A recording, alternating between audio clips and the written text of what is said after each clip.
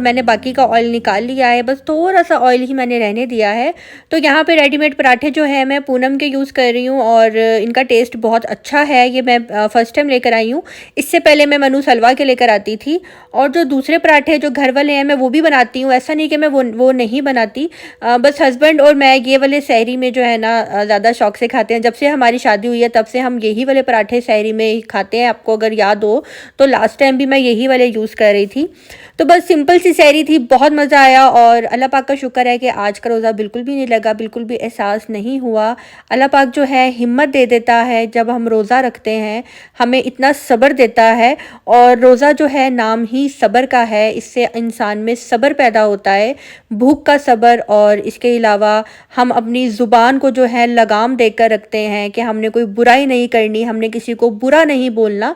तो कोशिश करनी चाहिए कि रमज़ान में कम से कम बातचीत करें, क्योंकि जब दो लोग आपस में फ़ोन पे भी बात कर रहे होते हैं या मैसेजेस पे भी बात कर रहे होते हैं तो कुछ ना कुछ मुंह से ऐसा वैसा निकल ही जाता है जो कि फिर हमारे गुनाहों में लिख दिया जाता है। तो बेहतर ये है कि खामोशी के साथ जो है ना ये 30 दिन गुजारें, अच्छा अच्छा बोलें, अच्छा अच्छा सोचें और दूसरों के बारे में भी अच्छा सोचें, सिर्फ अपने बारे में ही नहीं। चलो उठो उठो, सैरी तैयार है, उठो। उठ जाओ ज़हीम, टाइम बहुत कम रह गया है।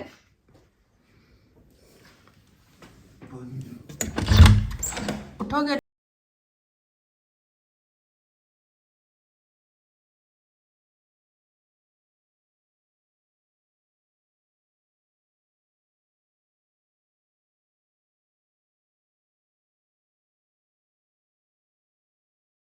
और जी सहरी हमारी यहाँ पे हो गई थी। अब मैं फ़जर की नमाज़ पढ़ूँगी और उसके बाद मैं सो जाऊँगी। और यहाँ पे अब नसरीन आ गई है सुबह सफाई के लिए। 8 बजे नसरीन आ जाती है और हस्बैंड जो है जॉब पे खैर से जा चुके हैं।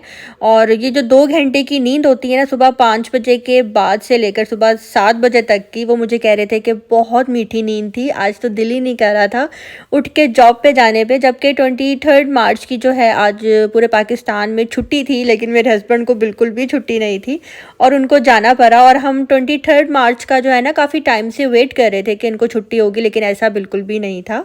तो यहाँ पे जी घर की अब सफाई हो रही है और साथ साथ जो है अब मैंने नसीन को बोला कि नसीन अब तुम सफाई करो, मैं तब तक जो है सुपारा पढ़ लेती हूँ।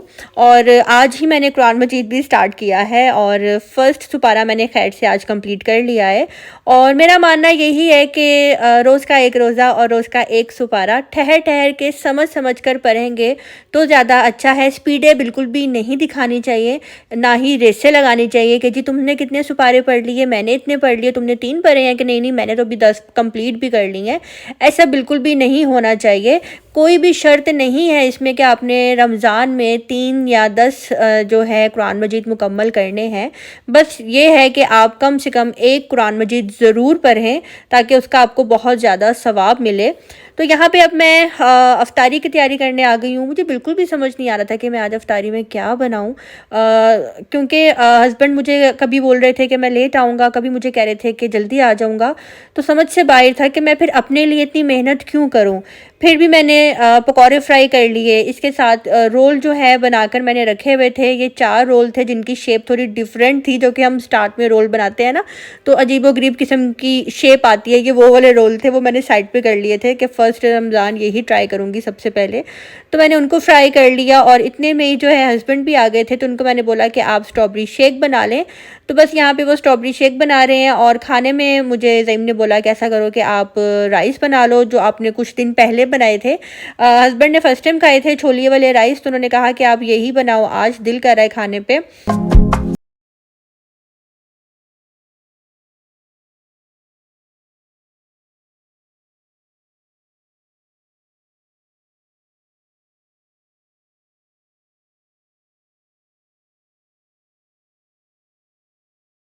रमज़ान में मेरा दिल बहुत ज़्यादा उदास हो जाता है, पता नहीं क्यों। और ये जब से मेरी शादी हुई है ना तब से ही ऐसा चलता आ रहा है। मैं अभी तक सेट नहीं हुई, क्योंकि शादी के बाद जो है ना लाइफ बहुत ज़्यादा चेंज हो जाती है और आपको हर रमज़ान में अपना वो बचपन याद आता है जब आप अपने माँ बाप, अपने बहन भाई के साथ बैठकर अफ्तारी करते हैं।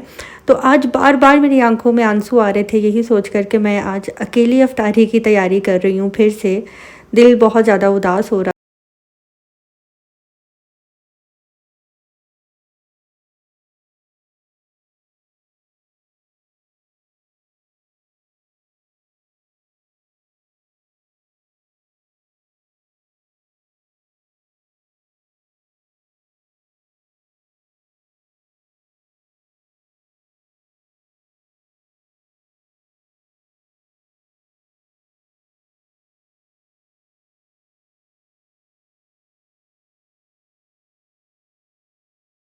सब्सक्राइबर ने जो है मेरे लिए बहुत ही मज़े की अफ्तारी भेजी है, जिसमें सैंडविचेस थे, फ्राइज़ थे, पकोड़े थे और फ्रूट चाट थी और साथ में पास्ता था, कोल्ड ड्रिंक थी। तो थैंक यू सो मच, आप मुझे इतनी प्यार और मोहब्बत से जो है इतना कुछ हर 2 से 3 दिन बाद सेंड करती हैं। बहुत-बहुत शुक्रिया आपका।